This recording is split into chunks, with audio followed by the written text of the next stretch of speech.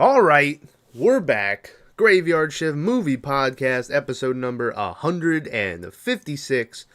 And this week, we're here to talk about a movie called John Dies at the End from 2012.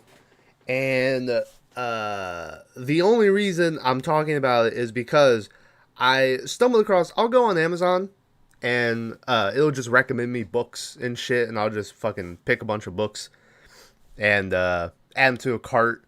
And sometimes books will sit there forever in that cart until eventually, like, I clear space and I'm like, okay, let me get this one now.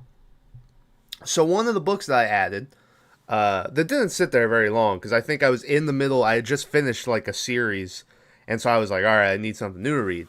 So I bought a book called "If This Book Exists, You're in the Wrong Universe," and I started reading it, and it was very clear to me as I was reading it that these characters seem pretty fleshed out. Like it was not their first time around, you know? And so then I looked it up, and sure enough, it was part of a series of books called John Dies at the End. And it just so happened to be the fourth and newest book in the series. So I read the fourth book first, and I really, really liked the fourth book. So I was like, okay, I'm going to read the rest of them. So I got the other three books about 2 weeks ago and fucking blazed through them. I loved them. They were great. I really, really liked them. And so then I was like, oh, great. And they made a movie. Don Coscarelli directed it, which if you don't know him, he directed the Phantasm movies. And he directed Bubba Hotep, which we covered ages ago. That, like I have said, upon watching it the first time, I think I gave it like a 1 or something, and it did not deserve that 1. Like, I've thought about it since, and some of the shit that we've watched since then, I've been like, that movie did not deserve a 1.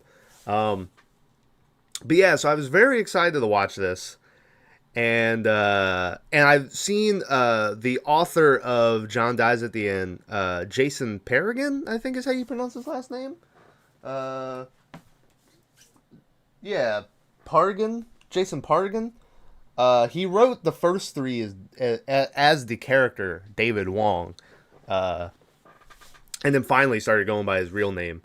But I've seen he really liked the movie, or I've seen like in his afterwards in the book, him talk about how Don Coscarelli made a great movie based off of the book or whatever. So I really wanted to like this, and I didn't. I didn't like it. Yeah, I'm gonna give it a 4 out of 10. I think. It. I don't know. I don't know if it's just maybe the humor of John Dies at the End worked better for me in the book, or if I just didn't like the actors who they got to play the characters, which I don't. I didn't like almost any of the actors in the movie. Paul Giamatti is in it. He's great. He's great in everything. So his little bit of stuff is great. Fucking God, what's his name? Hold on. Doug Jones plays a character named Robert North in this. And I was like, man, I recognize this guy, and I really liked him in the movie. And I looked up, and he was the fucking fish dude from Hellboy, and I was like, oh shit, okay, that makes sense.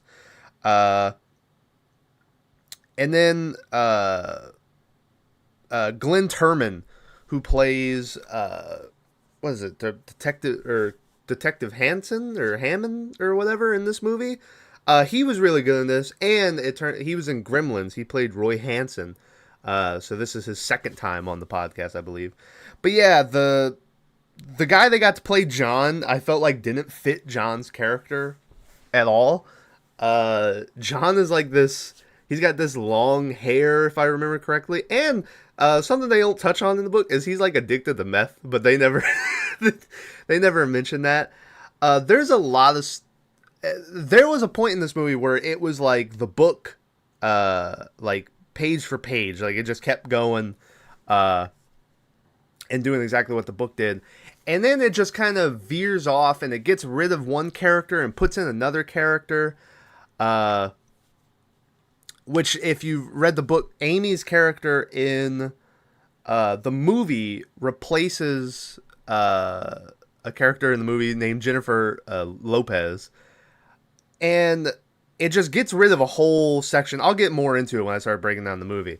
But I was really looking forward to Amy and David's relationship in the movie because they're great together in the books, and I think she might have 7 lines, and it's like it's just mumbled up, and there's just, you never know what their relationship is, and then suddenly, spoiler, at the end of the movie, they're like, yeah, and so now she's my girlfriend, and it was like, okay, that kind of came out of nowhere.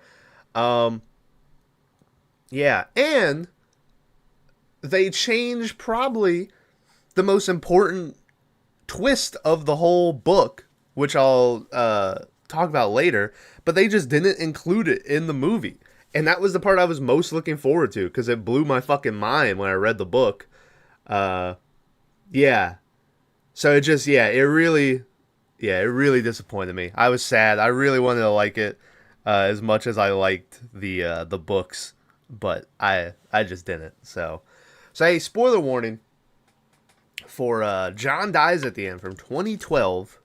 I'm going to ruin everything about it, so if you've never seen it, you've been warned.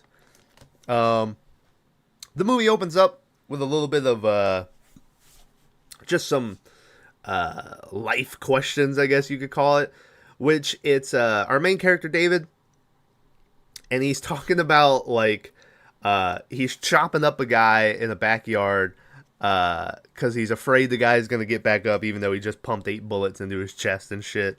And so he chops his head off, but it breaks his axe, so he has to go buy a new axe at the hardware store.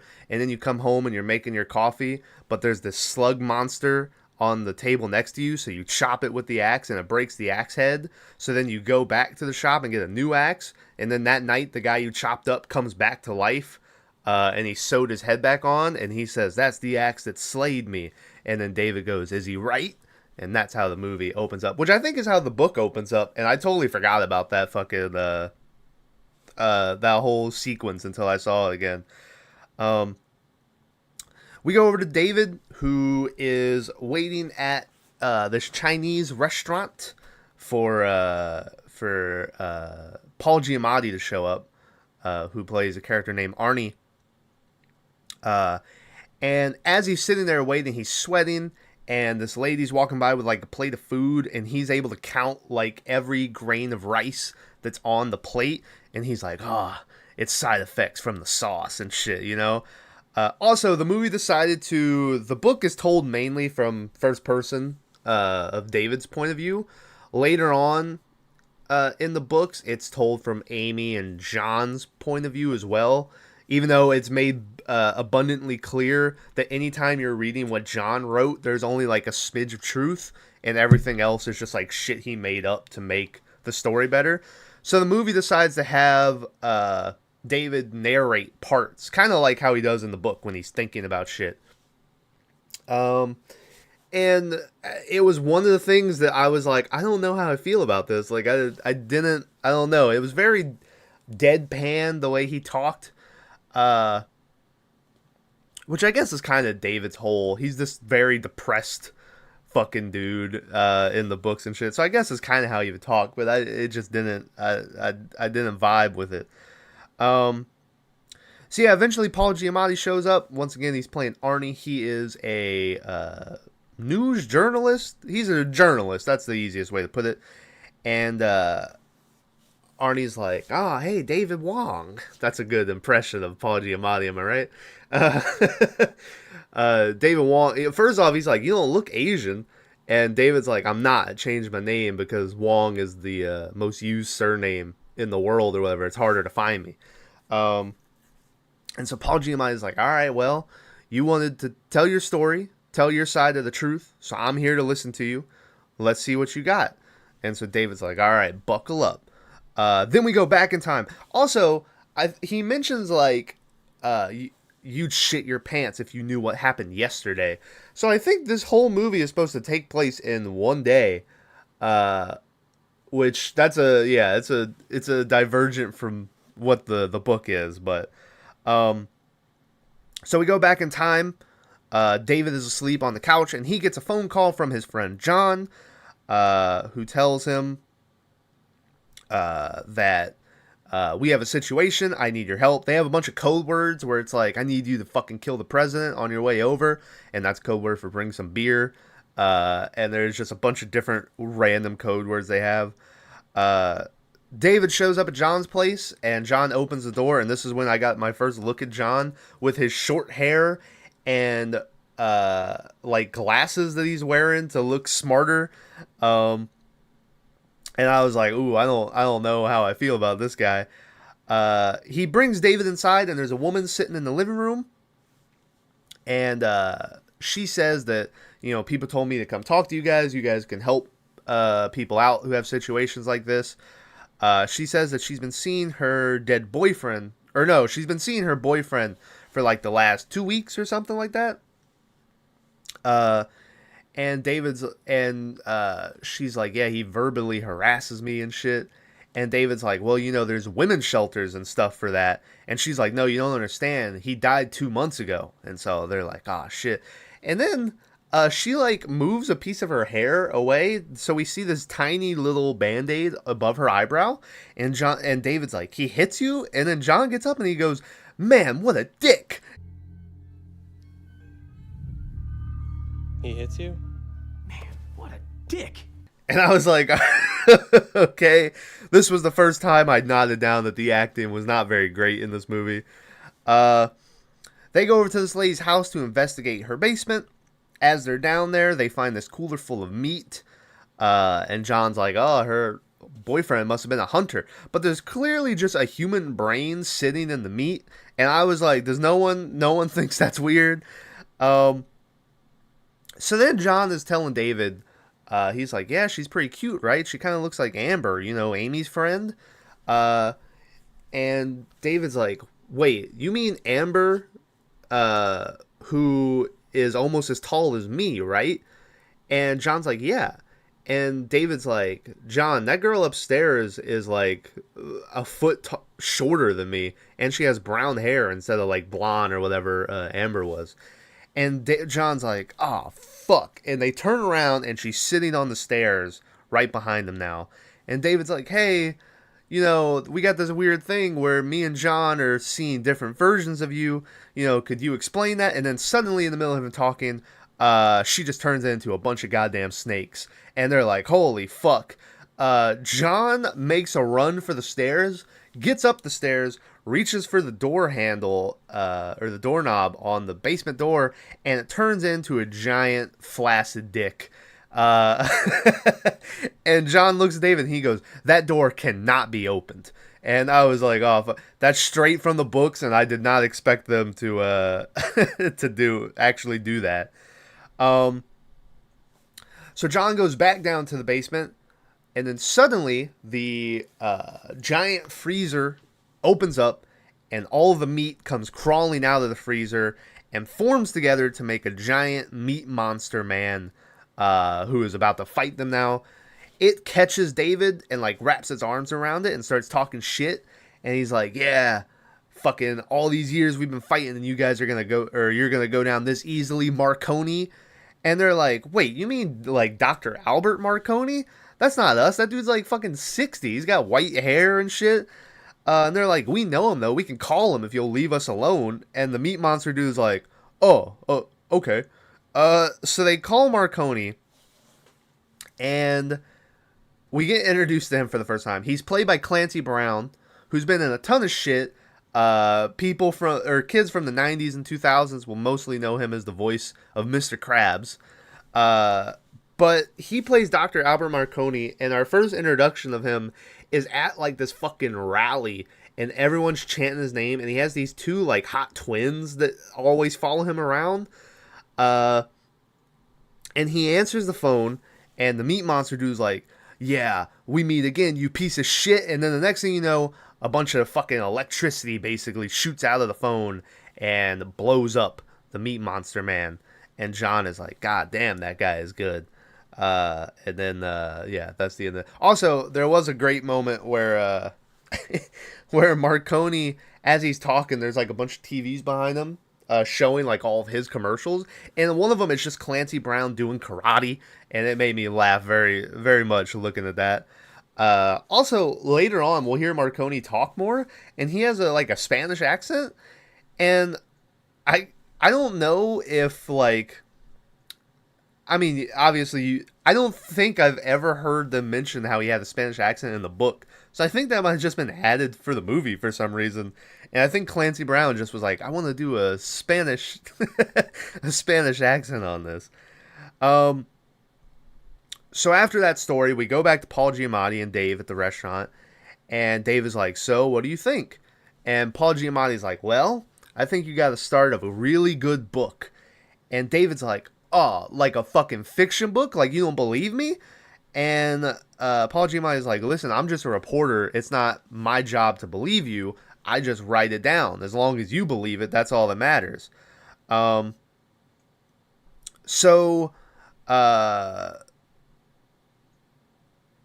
David's like, all right, check this shit out. And he tells him the exact amount of change he has in his pocket, breaks down how many quarters, nickels, pennies he have, and tells him all the dates on the individual coins. And Paul Giamatti whips out the coins and he's like, oh yeah, sure enough.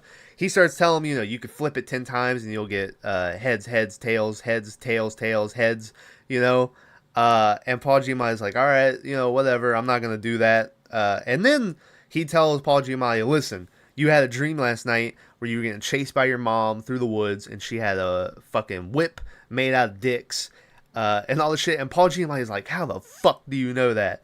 And he's like, I'm telling you, this shit's for real. You need to let me finish my story. So we go back, once again, another flashback. And we're at a fucking party just in the middle of the field. And we get to hear Three-Leg Sally. Is it Three-Arm Sally or Three-Leg Sally? Which is John's band that he has in the book. And we get to hear Camel Holocaust, which is a song they play multiple times throughout the book.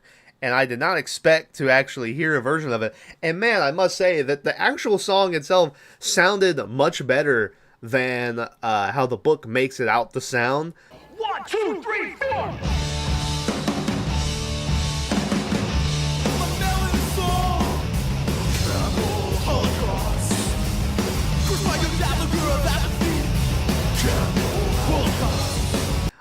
In the book, it's basically like John's band is like fucking terrible, and it's the worst shit, and like they've been kicked out of every club, and all this shit.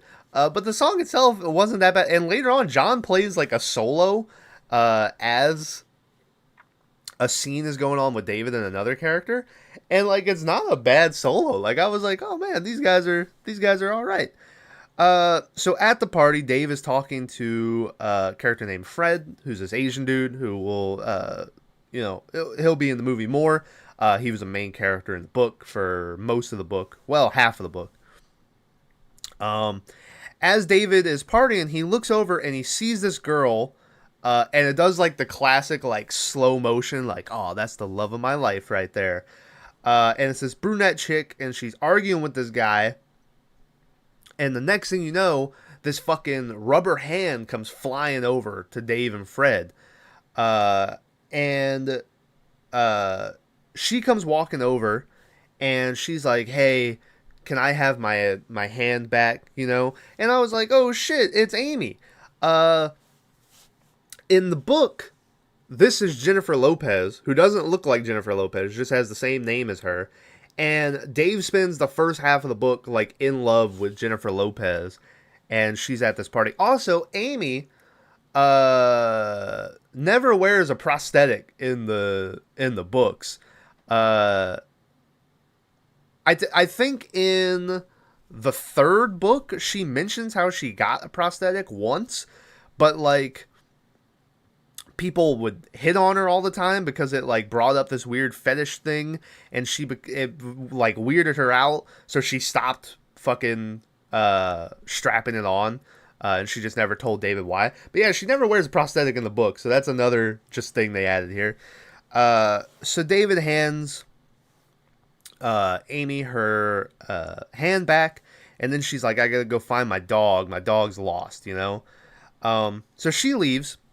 David keeps walking around the party and eventually stumbles upon this group of people who are all standing around this guy. And this lady looks at David and goes, this Jamaican guy just floated off of the ground.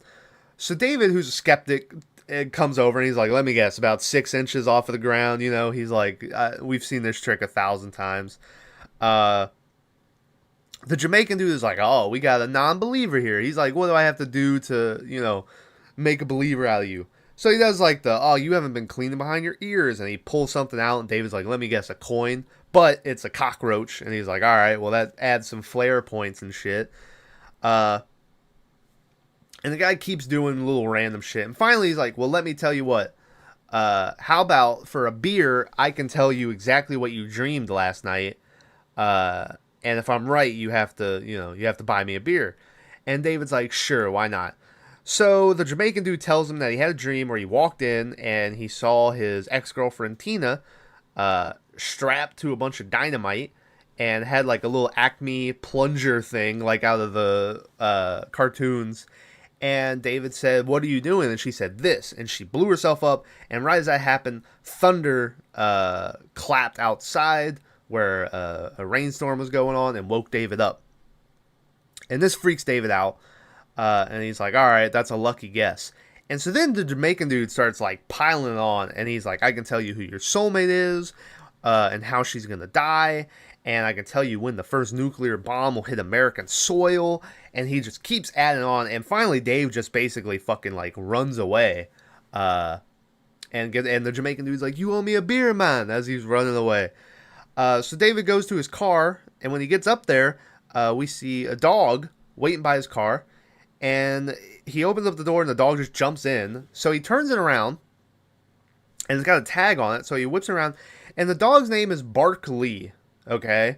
And I guess that was the dog's name in real life. So they just call it... In the book, the dog's name was Molly. I don't know why they changed it. But I guess just because it's easier. But I don't remember them ever calling the dog's name in the book. Or in the movie. So it's not like the dog wouldn't react to hearing Molly because they never say its name. So I don't know. They changed it to Barkley. And they changed Amy's name to Amy Parkin or Lurkin. I can't remember which one it was. But in the book, she's Amy Sullivan. I don't know why they changed her last name in the movie. But whatever, you know. They also changed, like, they never mention why she's missing a hand. They're just like, yeah, she's missing a hand. She was in a car accident with her parents when she was fucking like 12 or something. I don't remember how old they said she was. But yeah, and her parents died and her hand got fucking mangled and destroyed and shit. And her back's fucked up. That's another thing that in the books, like, she's constantly having to take pain medication. And the pain medication makes her throw up. And this David and Amy knew each other from this special school that they went to, where David went there because some bullies fucking held him down and were fucking picking on him and shit. So David attacked the head bully and fucking gouged his eyeballs out. So he was there for being this angry, violent, fucked up kid.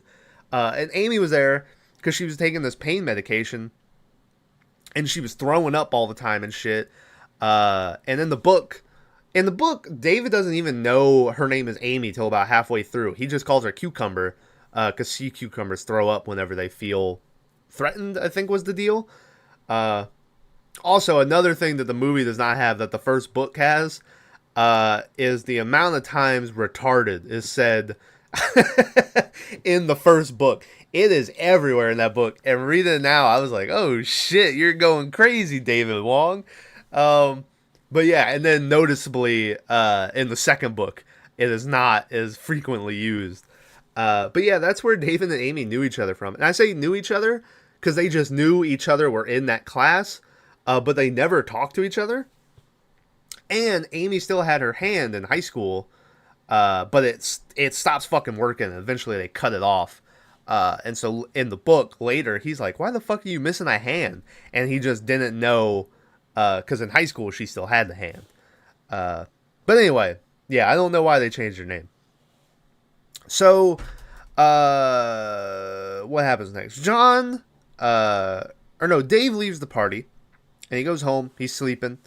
He gets another phone call from John, and it's John, frantic, and he's like, David, I need you to come fucking, to my apartment. There's this shit I can't get out. It's trying to bite me and shit. And David's like, all right, fuck, I'll be over there. Don't worry. So he goes to John's apartment, and he walks in, and the place is a fucking mess. There's shit turned over everywhere. And the next thing you know, he gets tackled by John, who's just in his boxers. The dude playing John, credit where credit's due, he's fucking ripped. I don't know. I don't remember if John in the books is supposed to be fucking shredded like this guy, but this guy is in good shape. He tackles David, and he's like, it almost fucking killed you, man. Why are you here? I told you not to come. And David's like, actually, you did the exact opposite. You told me to come help you. So John's like, we gotta take cover. And he gets up and just runs and jumps over the couch and takes cover. He's cowering. Fuck it. And he starts telling Dave, he's like, look, it's in the corner. Don't you see it? And David slowly looks over his shoulder to the corner of the room, and he can't see shit. And David's like, listen, I gotta take you to the hospital. I don't know what you took, but you're fucking tripping out, man. John flees the apartment. He runs out. He's like, go! And he just leaves. David walks over to this duffel bag that John has on his table, and he finds a fucking, like, gun and all this random shit that John has, and he finds this syringe filled with this black sludge-looking shit. And David's like, okay, this must be what John took. As he's looking at this, we pan up in the corner, and we see a giant spider monster thing that David can't see, but we, the audience, can see, and he just doesn't notice. That's another thing with this movie, is all of the creatures that they have are all practical, from what I remember. Except for maybe, like, Karak at the end, when we get to him. I think he was mostly, like, effects. But yeah, all of the creatures are practical. And they're fine. I wasn't that bothered by it, but it was clearly like, alright, this is like a puppet on the, you know, like, it was just kind of not off-putting, but I don't know. There's so many weird and fucking freaky creatures in the books that it would be hard to bring them out. And I think it's hard to condense these books into a movie. Like, it almost needs to be like a fucking Netflix, like Stranger Things. If Stranger Things can make, I say this, I've never watched an episode of Stranger Things, but it seems like the time is right for these sci-fi, freaky, funny TV shows and shit. And I feel like if there was a way to properly make this live action TV show is the way to go. There's so much shit to cram into an hour and 38-minute movie like this. And basically the way they did it is they just cut the book in half. Because there's basically two sections of the book, and they just use the first section and combine it with the end of the second section and get rid of a couple characters. And that's basically how they make this movie. But yeah, the monsters are fine. They're a little every time you see them, but they're nothing like too fucking bad to look over. Oh, this water's good as shit, guys. So David leaves the apartment. He gets in the car with John. John says, he's like, didn't I call you to tell you not to come? And David's like, no, you called me and told me to come and help you. And then John's like, ah, shit, I feel like I called you 20 times, David, and you fucking, you kept getting weirder and weirder every time I called you. He's like, I bet you'll be getting phone calls from me for 7 to 8 years after this is all over. So they go to this breakfast diner, and David's like, you need to tell me what the fuck happened. And so John says that Jamaican guy at the party, whose name is Robert Marley, was passing around this drug called soy sauce. And John's like, I don't think it was really soy sauce anymore. And he's like, everyone took it. And then I started fucking tripping out, and I don't know how I wound up here. And all this crazy shit, you know. As he's talking, David's phone starts to ring, and he just keeps letting it ring. But finally, John's like, you need to just fucking answer it, or at least, you know, put it on mute or whatever. So David's like, fine. So he answers, and it's fucking John on the phone, and he's like, David, have I talked to you yet tonight? And David's like, yeah, you're sitting right across from me. And John's like, oh, do I look hurt, you know? And he's like, what the fuck is happening? So he's like, there's no time. Listen, whatever you do, don't come to my apartment. And he's like, it's already a little late for that, you know? So he hangs up, and he looks back over to John, and John starts getting like this little smile. And he's like, that was me, wasn't it? Sorry, I gotta go. Say hello to me. Was that me? That was me, wasn't it? That was me on the phone, wasn't it? And Dave's like, yeah, it was you on the fucking phone. So, and it is true. I think even maybe the second or third book, David still gets a phone call from John from the same from the same night. Yeah, so at this point, David loads them up into his car. He's driving John to I think he's taking him to the hospital still. In the book, he's just trying to get to work. he works at this video store, and he's like, we just got to get to fucking work. He stops in the middle of the road, though, to call a priest randomly, who the priest is played by, let's see, I have his name written down here. Where is it? Angus Scrim, who most famously is the tall man from Phantasm, and he's in this movie playing this priest, which I do think I remember them talking to a priest in the book, or maybe this dialogue is just taken from another scene, because the priest is, you know, they're talking about, you know, is it something that's evil, always truly evil, or no, they're talking about crazy people, and the priest is like, well, crazy people never know they're crazy. To them, they're normal and shit. And I remember that dialogue from the book, but I don't remember the context of when it was said. Either way, as they're talking, David had shoved that syringe full of that shit into his pocket, and as he's sitting there, it pokes him in the thigh, and he's like, ow, fuck, you know? And the next thing you know, he just starts fucking tripping. The priest who's talking to him, his voice gets real deep, and he's like, aw, we both know you're already fucked. And David's like, what? And then we go back and we see the priest, and his eyes are blacked out, like he's turned into a demon. But the thing I liked about it is David's talking to him over the phone, so there's no way that he could have known that his eyes have turned black like that. So it was just for us, the audience, to see. Like, David has no knowledge that happened. But, you know, he's like, what? So he hangs up on the priest. He starts driving again. But the next thing you know, he gets grabbed from the back seat. And someone shoved some shit down his shirt. That was a lot of S's right there. I almost stumbled over that shit. Shoves the shit down his shirt, which it looks like the slug thing that we saw at the beginning of the movie that David chopped with the axe that broke the axe head. So he shoves it down his shirt. This dude pops out next to him and introduces himself as Robert North. He's played by Fishboy from Hellboy, like I mentioned. And he's like, hey, fucking Kurok, that's our enemy. He's hard to fight. And Robert North just starts talking a bunch of crazy shit about, like, butterflies and all that, and he starts, like, crying and shit, just rambling on and on about stuff.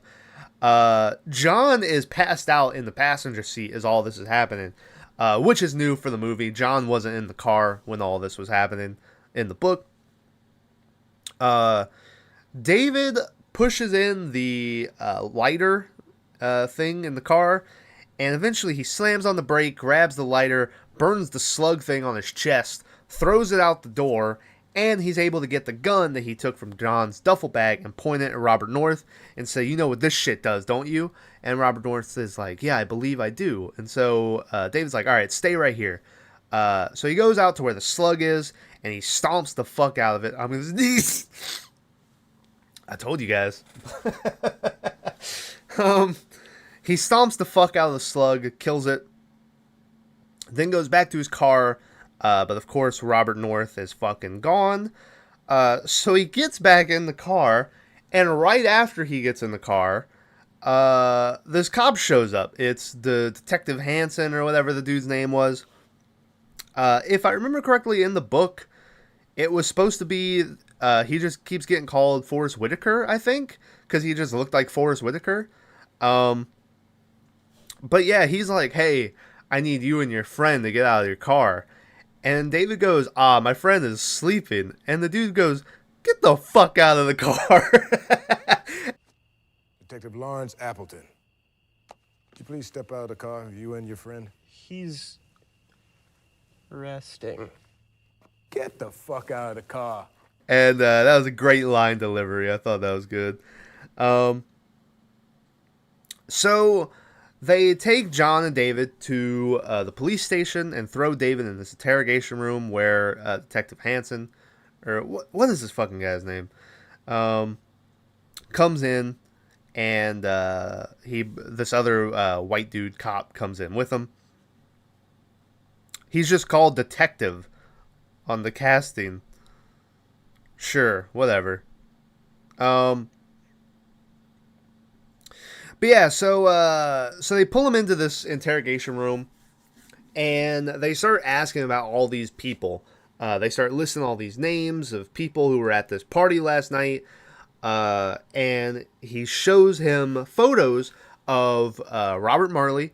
Real name was like Bruce Matthews, I believe was his real name. And it's like before, and it's a picture of him like as he was, and then after, and it's just him fucking blown up. It's just a bunch of body parts.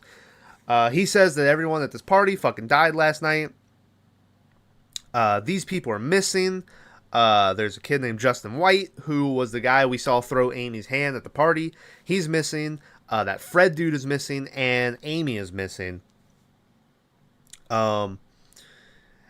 So he's asking David what he knows, and David's like, I went home. I didn't go to a party after the party. I don't know what happened.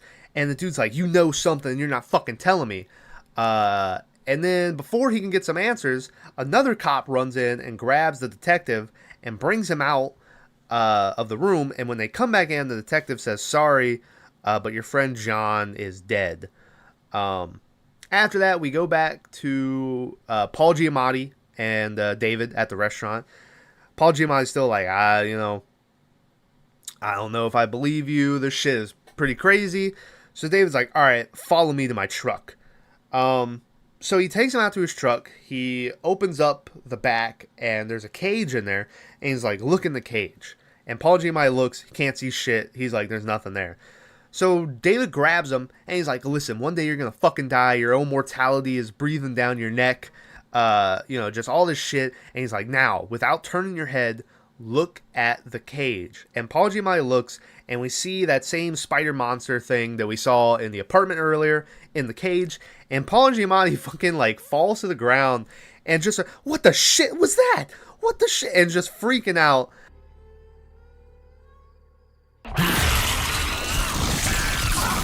Shit! Oh, shit! What the shit is that? How the fuck did you do that? What the fuck is that thing? What the fuck, man? And really giving us all to his performance. Like, it was a really good scene. David grabs Paul Giamatti again, and he's like, listen, I want to finish my story, but you have to believe me, and you have to take it for what it is, and that's the truth. And so Paul Giamatti's like, all right, let's fucking do it. So we go back to David in the interrogation room, who it's still him and that other cop that came in with the detective, but the detective is out of the room right now. He gets a phone call, and it's John. And David's like, John, how the fuck are you calling me? And John's like, there's no time. Listen, am I dead yet? And David's like, yeah. And he's like, all right, you're still at the police station? He's like, listen, just walk out. They're going to be so concerned with my body and shit. You can just leave. And he's like, I can't just leave. There's another cop in here with me. And John's like, no, there isn't. Look in the mirror. So David looks at the mirror, and he only sees his reflection. And so this cop dude is not real. So David turns back around, and the cop jumps on him. He attacks him, pins him up against the wall. His mustache peels off of his face and starts flying around the room like a bat. David is able to fight him off and get him on the ground and pull the guy's arm off and like smack him with it a couple times. And he manages to run out of the interrogation room and get away. When he gets outside, he gets another call from John, and John tells him to go to this hot dog stand down the road because his phone's about to die and he needs him to, needs to be able to talk to him. And so, he goes, and John's like, all right, buy a bratwurst off of him. So David buys a bratwurst, and all I could concentrate on was the fact that it was a bun, the bratwurst, and just a piece of lettuce. Who eats lettuce on a bratwurst? I've never seen that in my life. But yeah, John's like, all right, now hold the bratwurst to your head. And he holds it to his head, and sure, he can talk to John through the bratwurst. So John tells him he needs to go to the trailer that Robert Marley held that party at last night because there's something there he needs to find. So David goes to the trailer. He shows up. He sees blood splatters everywhere. It's a fucking mess. He also sees what looks like a brain monster like chilling out in this aquarium. And he eventually sees this TV that's on, and he sees himself walk into the trailer on the TV, and then he sees himself get shot in the chest by the detective dude. He hears some noises coming from the refrigerator, so he walks over and he sees the freezer banging open, and out of the freezer drops this giant canister that then explodes and reveals this little vial, and the vial contains the soy sauce drug, and David's like, this is what I came here to get. I can communicate with the dead with the soy sauce, and I need to be able to talk to John. As he's saying this, he notices that the detective dude has pulled up outside the trailer and is about to walk in. So he's like, fuck it, I got no choice. So he opens up the vial. 2 little black pills pop out, and they turn into flies. And one of them flies at David and goes into his mouth, and the other one tries to, but David covers it with his hand, so it just lands on his cheek and burrows itself into his cheek. And David starts fucking having a seizure. He's rolling around. He's like, I'm on fire. Fucking rip my head off. All this shit. And then finally he's like, and then calm. Almost zen. And then he just starts fucking... tripping out. He starts breaking down mathematical equations. He's falling through the planet. He's in the cosmos. There's a whole bunch of just fucking crazy shit. And then he's like, and then I never got to finish this thought because I realized I wasn't in the trailer anymore. And then he wakes up and he's on this fucking random planet. And he sees this little girl walking, and he's like, hey. And she turns to look at him, and she's missing an eyeball. It's all bloody and shit. And he's like, oh, God. And he blinks, and then he's at this bullet-making factory.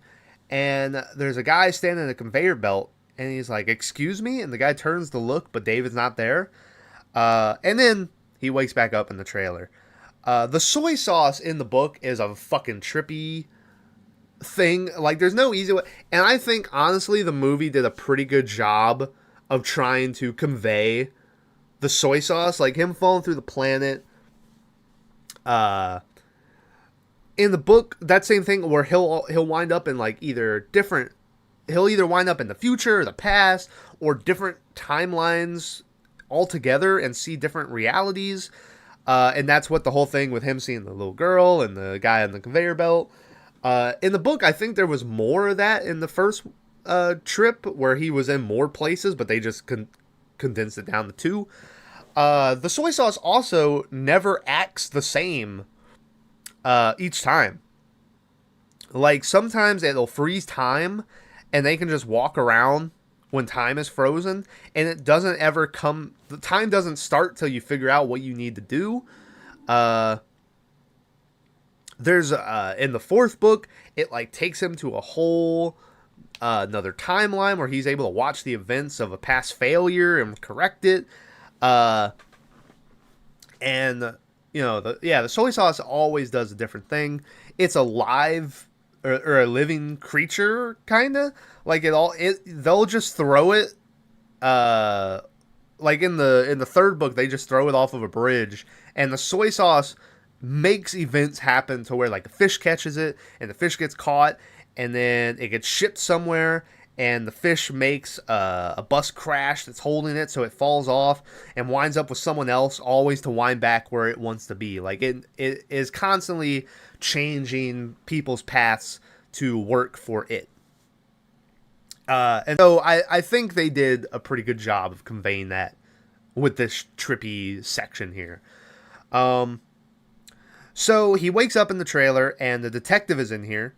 And he's like, hey, what the fuck are you doing, you know? And he's like, oh, you know, nothing. I'm just hanging out. And so the detective also has brand gasoline with him. And he's just pouring it over the trailer. And he's like, I'm going to fucking, you know, everyone wants to know what's going on. I don't give a fuck what's going on. I just want to know how to stop it. He tells David about last night getting a phone call about this Justin White kid who was freaking out, and he comes in and he sees Justin White, like, his face all fucked up, and he's screaming and freaking out.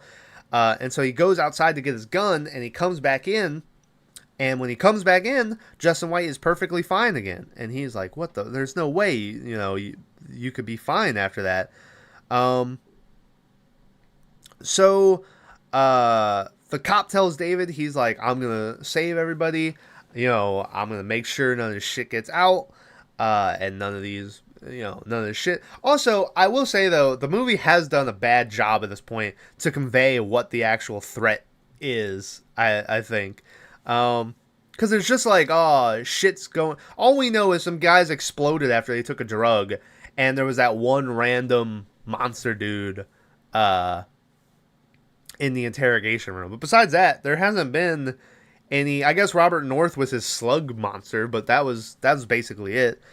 So he's like, listen, I can't have any loose ends. And so he just points the gun to David. And he's like, sorry, I gotta fucking shoot you in the chest. And so he shoots at David, and time slows down. And it slows down so that we go back to David calling out to that guy on the conveyor belt. And we see that when the guy turned around, it gave just enough time for a fly to land on the bullet casing. So when they put the bullet tip on, it malfunctions the bullet. So it's basically a dud. So when it shoots David, it doesn't deliver a fatal blow. It just knocks him out. So David wakes up. He's in the trailer that's still on fire. And he's trapped until a car comes crashing through the wall of the trailer. And when it pulls out, we see that it is Barkley, the dog who is driving the car. David gets into the car, and then Barkley starts fucking talking to him. And it's John inside of Barkley's body, or communicating through Barkley. And John says, hey, we're in some real deep shit here. He's like, listen, these bugs take over people, and then they hatch out of them, and it's a bunch of fucking... it's like an army of these little fucking bugs. And he's like, the last planet that these things took over, the planet was dead within like a day. And we see like a planet far away, like, be covered in fucking bugs and white and shit. And then John says, there's only a couple people left alive. And he says, Fred, me, and your girlfriend Amy. And I was like, oh, are they dating already? Or is he just like saying, oh, you have a crush on Amy? So David goes back to his apartment to get dressed and go find John. As he does that, Justin White is sitting in his apartment, and David doesn't waste any time. He just fucking shoots him in the head and then unloads a clip into his chest with the pistol that he still has. But Justin just gets back up. We see like bugs flying out of the hole in his head. And he charges David and knocks David out. And then when David wakes up, he's inside of a truck. And with him is Fred, Amy, the dog, and John, who is just like in a catatonic state, sitting like in a hospital gown and shit. They also never mention, like in the book, like the detective dude is like, yeah, your friend went missing from the hospital. His body just vanished. In the movie, I think the cop is just like, yeah, your friend's gone or something. Like, he never mentions it. David sees Amy and he's like, oh, hey, I found your dog. And Amy's like, yeah, I see that. And then she just starts like cuddling up with him. And so I was like, oh, maybe they are dating already.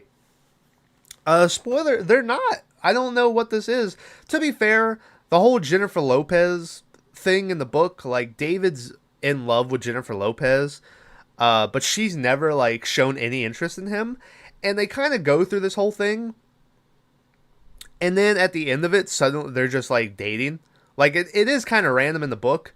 It doesn't last long, but they do. So it kind of reminds me of the book with the Jennifer Lopez storyline. I don't hate that they cut out the Jennifer Lopez storyline, but I hate what they did with Amy's character, who just is like I don't know. Also, it threw me out because she's brunette, and almost everything in the book is describing her with her red hair and freckles and all this shit. So it's like just completely different. Also, in the book, Amy is not involved in all this. It is instead her brother, Jim? Big Jim, I think was his name. Big Jim Sullivan, who was her older brother who's here. And he was a super religious guy. And he's the one here who is with John and David and all them. And Amy is at home. It's at this point, David still thinks that she's special.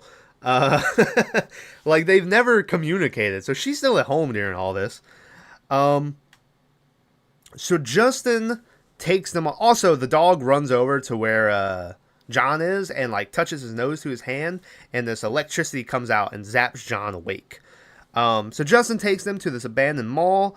And he walks them through it. And they come to like this wall that suddenly there's a ghost door here. And only David and John and Justin can see it. He tells them that he needs Amy to open up the door. And he starts like rambling about shit. And John looks over and notices that there's like a FedEx package on the ground. So he makes a run for it. Justin then runs at him and does a flying karate kick and knocks him down and gets to the package before him. And he reads a note and sees that it's John who shipped it here. So John, presumably when he was on that soy sauce shit, knew about this and shipped something here. So he opens it up and it's a letter that says, fucking, don't go, or go check the trash can outside by the door. So Justin goes out there to check out the trash can. And when he's looking through it, we hear the of a shotgun, and then he gets shot in the fucking chest, and we see the detective dude, who then pours gasoline over Justin's body and lights him on fire and kills Justin or the bug thing inhabiting Justin's body. The whole mall thing, like, the mall is the climax of the movie when they discover like the ghost door and shit. And then they just kind of mentioned it here, and it was like, oh, okay, I guess we're doing that. So the cop comes in and is like, he's like, come on, guys, get to my car. And David's like, all right, as long as you don't fucking shoot me again. And the cop's like, yeah, whatever. So they get into his car, and they're like, man, I got a lot of shit to tell you. And the detective's like, I got a lot of shit to tell you. And the detective's like, yeah, I've been up for 48 hours. The adrenaline keeps me going. The adrenaline and all the fucking voices screaming in my head. And David's like, what? And then the detective, his eyeballs just explode. And bugs start flying out of his head. The car swerves and crashes and flips over on its side. They manage to get out of the car, but Fred gets surrounded by the bugs, and they go inside of his mouth, and he like seizes up.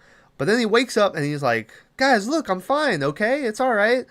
And he comes walking back over. But Amy goes and gets the cop's shotgun and gives it to David. And she's like, he's not him anymore. So David tells Fred to go flag down the car. And so Fred's like, yeah. And he turns around to leave. But David just immediately fucking shoots him in the back of the head and kills Fred. That's how Fred dies in the book too. But it's like, it causes a whole... it causes Big Jim Sullivan to be like, oh, this guy just fucking, we don't even know if this dude was, you know, a bug or whatever. He's like, I can't believe you did that shit. And they like don't like each other, you know. So they drag Fred's body over to the crashed cop car, and they light the cop car on fire, so it burns up Fred and the detective's body in the fire. They go and get all geared up, and then they go back to the mall, to the ghost store.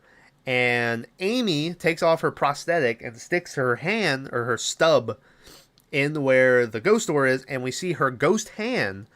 Also, I forgot to mention, when they get to the ghost store, she can't see it, so John pulls out these like 3D glasses and gives it to her. In the book, it's like, I think it might have been John shipped it was Scooby-Doo like glasses, and, like, they just stumbled upon it. Like, they didn't know. In the movie, he just whips them out suddenly. He's like, these will work.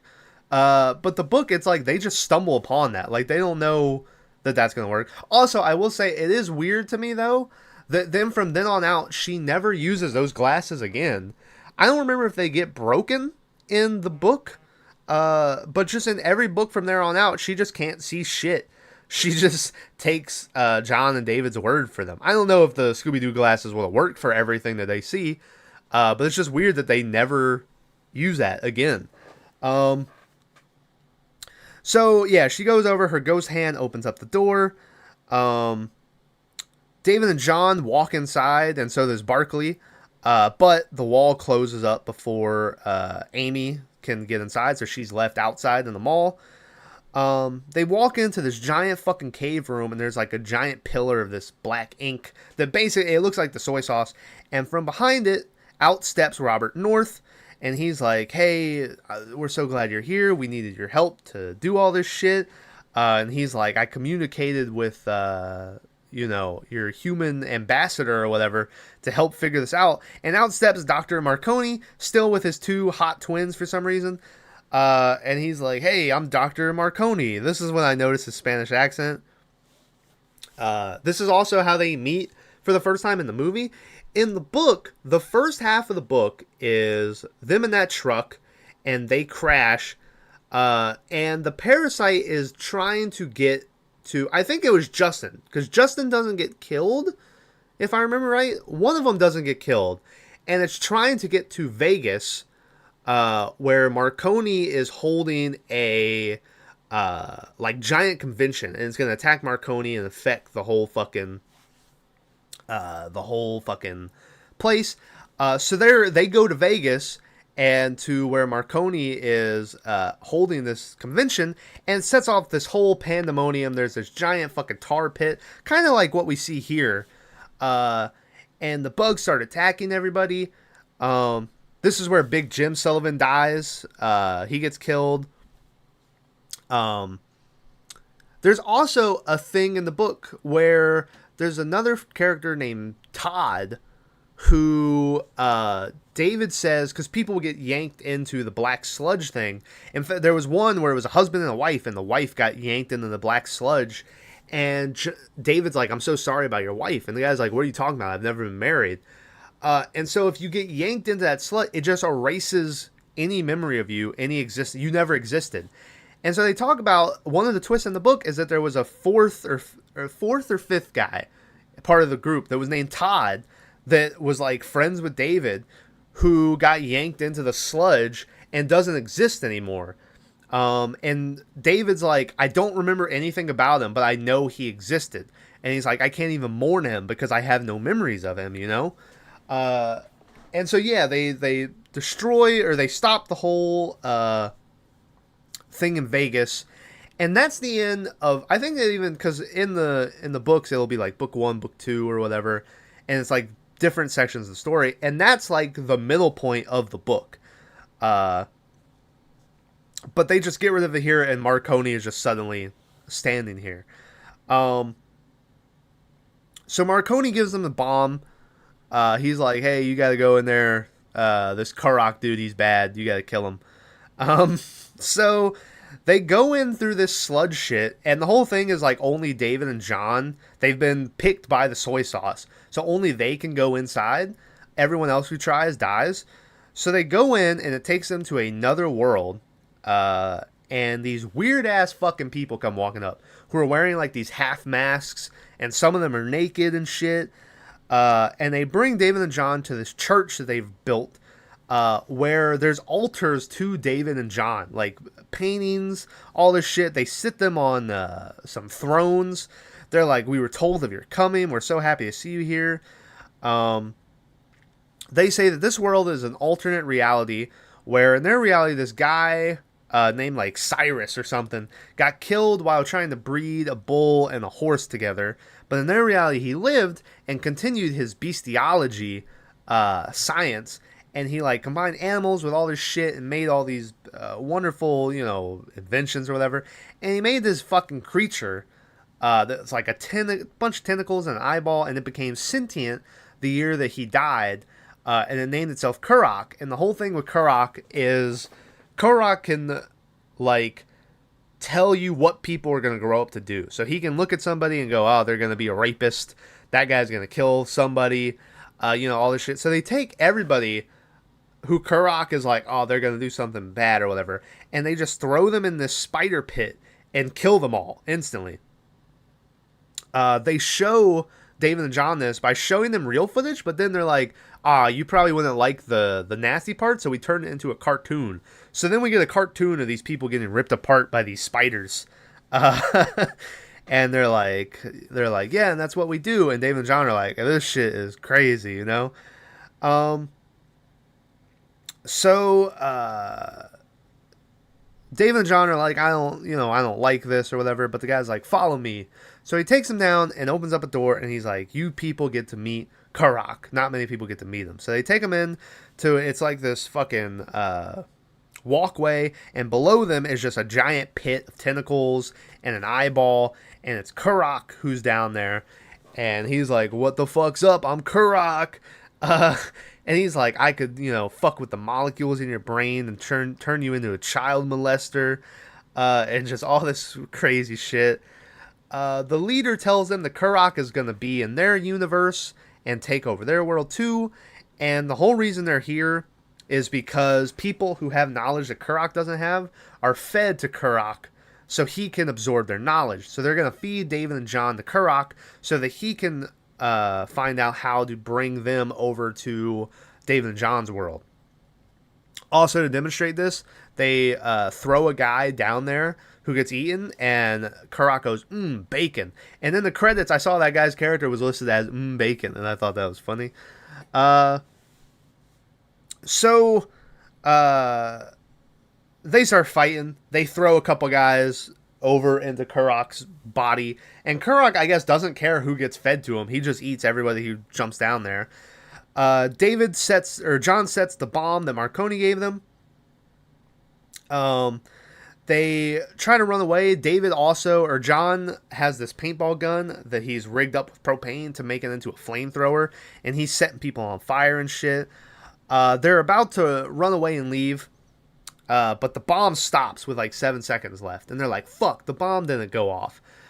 So the leader dude, starts to talk to him, and he's like, listen, you have to understand, think of all the good this can do. There's all these wonders we can do with the world. But as he's saying this, Barkley, who's still here, runs over and grabs the bomb. It relights the bomb, and he jumps down into Kurok and blows Kurok up. So Barkley sacrifices himself to kill Kurok. As they're walking out of the cave to go back to the door where they came from, Marconi is here, and he's like, yeah, I can come through too. And they're like, what? Okay. And then this random henchman runs at them, and Marconi just shoots him in the chest. And as they're walking out, the guy who's laying there, he's just totally, not even trying to fake dead. He's just breathing, like, as heavy as someone can breathe. And I was like, sure, why not? So now we're back to the restaurant, and Arnie is like, well, what happened to that Amy chick? And David's like, well, she wasn't too happy about her dog, but, she's been my girlfriend ever since. And we see them making out in front of her dog's grave. Apparently the dog ingested some of the soy sauce, so he could talk to Marconi telepathically, and so he knew he had to sacrifice himself to blow up Kurok. So that's what he did. And yeah, that's it. Amy's just his girlfriend now. And I was like, all right, sure. Whatever, So Arnie is like, cool, let's go public with this fucking story. Let's blow the doors down, But David's like, well, listen, there's no reason, if we put out the story, we'll just still be two crazy dudes. No one will believe us. We need to get this shit to a scientist. And Paul Giamatti's like, yeah, fuck yeah. And then he'll put it under a microscope, and I bet you he'll see some shit that'll make him shit his pants. And David starts getting excited. He's like, fuck yeah, that's what we're going to do, So David's like, you sure you want to go through with this, though? Some people might come after you. They might not like what we're talking about. And the dude is like, don't worry about it. I've been through this shit. My first year on the job, 84, I was covering, I think it was like a concert or something, and this big fucking cop knocked me to the ground and told me to stay out of the way, N-word. And David's like, wait, why would he call you the N-word? And Paul Giamatti's like, is that a fucking joke? And so David just starts laughing and like cracking up. And Paul Giamatti's like, what the fuck are you laughing at? And David goes, describe yourself to me, Arnie. How do you look? And Arnie starts going like, no. And David's like, to me, you look like a fucking 5'10" white dude. You're not a black dude. So Paul Giamatti runs outside and goes to his car. And David comes up beside him, and they stand there at the trunk, and they open up the trunk, and inside of the trunk is a dead black dude, his head cut off and shit. And this is the real Arnie. And David says, "Oh man, I'm sorry, Arnie." He's like, I assume someone probably killed you right after I talked to you, because they heard that, you were coming out here. And when I was talking to you, I kind of imagined you looking like this. So you're just a projection of the soy sauce to me. You're just a ghost, basically. And Arnie's like, nah, I refuse to believe that I am just a projection of your imagination. And as he says that, he fucking pops like a bubble, and Arnie is gone. I refuse to believe that I am only here because I popped out of your imagination. The movie then ends with credits that during the credits we see David and John find a portal to a different universe where they go through, and these spacemen and these pods come down and tell them that this disease has taken over the world, and the prophecy said that two heroes would come and save us from a different planet. And David and John are like, yeah, let us go through the portal real fast to come back and help you out. And they're like, all right, cool. And they walk away, and they don't plan to come back. And that's the end of the movie. That's also the end of the book. But in the book, there's like a group of teenagers who go in, and when they come back out, they're all like covered in dirt and shit. And it's basically like Narnia. And no time has passed, and like two of them are in love now. And they tell David and John, they're like, you're never going to believe what happened in there. And John's like, yeah, tell someone who gives a fuck, And so that's the end of John Dies at the End, the movie. In the book, after the first half with the whole also the whole thing with having the guy come out to tell his story, the whole reason he's there is to talk about the slaughter in Vegas, because it was a giant news story. There's no news. The only news story here was a couple kids overdosed. Like, there's no reason for him to be talking about some giant, massive story. But yeah, so the first half is the Vegas trip where they stop that whole thing. The second half is David waking up and being like, I don't know what the fuck was going on, you know? And he like goes outside and sees a bunch of tracks in the snow that he doesn't recognize, and it leads into this shed that he has in his backyard, and he notices that he has his pistol on him and the barrel is warm, like he just shot someone. So he's like, oh fuck, what the fuck did I do, you know? So Amy goes missing. He gets a phone call from John saying Amy goes missing, and then once again he doesn't know who Amy is. He knows her as Cucumber, so he's like, who the fuck is Amy? And he's like, you know, Big Jim Sullivan's sister.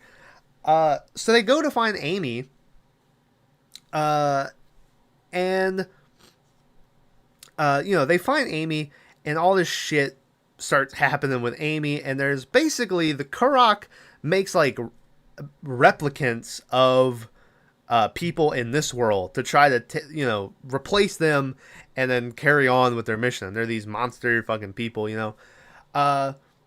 And so it keeps going on, and eventually they do the whole thing where they go and blow up Kurok. While they're in there, though, they see Amy in there, and she gets fucking killed. But it ends up being like Amy's replicant that got killed, so it wasn't really her. So when they get back home, they're finally like, let's open up this fucking tool shed. They never opened it up. The whole time David is just like, yeah, I know I killed someone in the shed, but I don't want to know who it was, you know? So they go and open up the shed, and inside the shed was Amy, who's alive. They thought that she was still dead because of the replicant thing.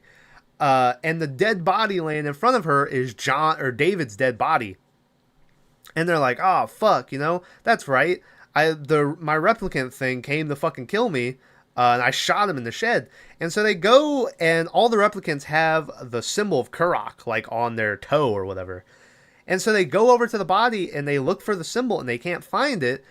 And that's the big twist of the book, is that the second half is Monster David. And the replicant David killed real David, who we read for the first half, who goes through the whole Vegas trip and everything. Yeah, and that's the big twist of the book, is that David's fucking dead, and this is a Monster David. And then the whole like finale is they bury David's body at the old abandoned mall, and he takes Arnie to the mall, and that's when they figure out that Arnie is this fucking dead ghost dude. Also, yeah, Monster David just sticks around. It kind of works out because real David and Amy never were together. Like, they never even talked. So all Amy ever knew was Monster David. And John, I guess, is just fine with the fact that his friend was killed by a monster, and the monster has replaced him. But yeah, and so that's like the big twist in the book, is that this is, and it blew my fucking mind. Mostly because reading book 4, there's a bunch of moments where like David would talk to a David from another universe, and that David would be like, there's something different about you. I can't put my finger on it. And, you know, he's like, I don't know what you're talking about. There's a whole thing where, like, at one point, I think he turns into a monster to kill like this fucking beast man thing that comes in, but he doesn't know about it. But, you know, and I was like, oh, maybe he's a werewolf or something. But yeah, then getting to the book, I was like, oh, all this shit I was reading made sense. With like, oh yeah, he's a fucking monster. That's why, you know, there's a lady named Joy who's like a hive. She's a bunch of fucking roaches that make up a person and shit. And David kept being like, why are you here? And she would be like, why are you here? And I was like, oh, because she can see that he's not a fucking human, you know? But yeah, that's the big twist in the book. And they just didn't include it in the movie. And I was sad. But yeah, that's it. That's John Dies at the end. This movie had a budget. I like that it just says less than $1 million. Made a box office of $141,000. Let's do best of, worst of. I'm going to say my best of is the soy sauce trip. With him falling through the planet and shit. I thought it was really well done. And it conveys as good as you possibly can the soy sauce trips that they have in the book. Yeah, so I'm gonna say that was my favorite part. Least favorite part, Amy's character by far. She's such a I don't know, she's such a fun character in the book. And they just don't do anything with her in this movie. She's just nothing. Granted, the least bit of screen time she gets in the book, I know that's a weird way to say that, is the first book, because they're introducing her character, and her and John or David are like, figuring themselves out. But still, she was fun in the first book, and they just don't do anything with her. Yeah, so that was probably my most disappointing thing, besides the twist ending not being in there of David being a monster, is the fact that just Amy's character I felt like was wasted. Also, if you're wondering why John doesn't die at the end in the movie, in the book there's a whole Q&A section at the end where someone's like, hey, why doesn't John die at the end? And the author's like, fuck you, that's why. But I think the reason is supposed to be the series itself. Like, whenever John dies in the series, if he does, that's supposed to be the end of the series. It is also the fact that before it became a book, I think it was just like a web blog where he would just write short stories as the characters here, like David and shit. And it was just called John Dies at the End. That was just like the short stories. So yeah, John doesn't die at the end. Will he ever die? Who knows? Technically, he died in this book, and spoiler, go 10 seconds if you want spoiler for the fourth book, if you're in the wrong universe or whatever. He dies in that book, but just for like in a different timeline. Yeah, so who knows, if he'll ever actually die, but it is what it is. So yeah, that's it. That's John Dies at the End. Like I said, I can't recommend the books enough. I really fucking like them. Yeah, there's John Dies at the End, the first one. There's This Book is Full of Spiders, number 2. What the hell did I just read? And If This Book Exists, You're in the Wrong Universe. I highly recommend you go fucking pick them up. They're really fun. There's also a whole lot of character shit in there. Like, just, there's this depressing life that David and Amy have. And just with it's like a story of growing up into your 30s and, all these bills and her dealing with her fucking fucked up back. And David dealing with all his depression and all the fucking issues he's got going on, and he's a monster. And John is just addicted to meth. Like, there's a whole bunch of fun character shit in there. There's a whole lot of good lines written down. I especially like when it starts getting into the fact that there's 3 point of views where it's David and John and Amy. It's always told mostly from David's point of view, but I like when they mix it up and have all the characters talking. So I highly recommend you go check those books out. And then, yeah, if you like the movie, good for you. I looked up the reviews, and a lot of people had a lot of fun with it. But I was just like, oh man, there's just so much shit here that they're fucking up. Like I said, it was really straightforward in the books for a while, and then it just sort of kind of started mixing shit and getting rid of characters. And yeah, I would really like to see this in a TV show format. There's a whole lot of stuff you could do with that.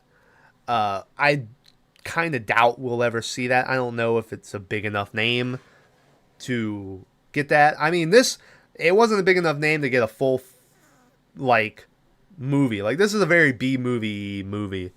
Despite, Paul Giamatti having a bit role that they filmed on day one of shooting all his scenes, and Clancy Brown popping up a couple times, and, it's just, yeah. So, anyway, I highly recommend go check out those books. Check out the movie, too. Fuck it, why not? You might like it better than I did. Besides that, that's it for this one. Next week, I don't know what I'll be watching. Go check out the gaming channel. I finally put out that It Takes Two, the best of the series that we did. That went up. I don't know if anything else will be up. You know what's coming up next, but there'll be some shit there. So go check out that. And yeah, I will see you guys next week. What we're watching, I don't know. It's a fucking mystery. Yeah. All right. Bye bye.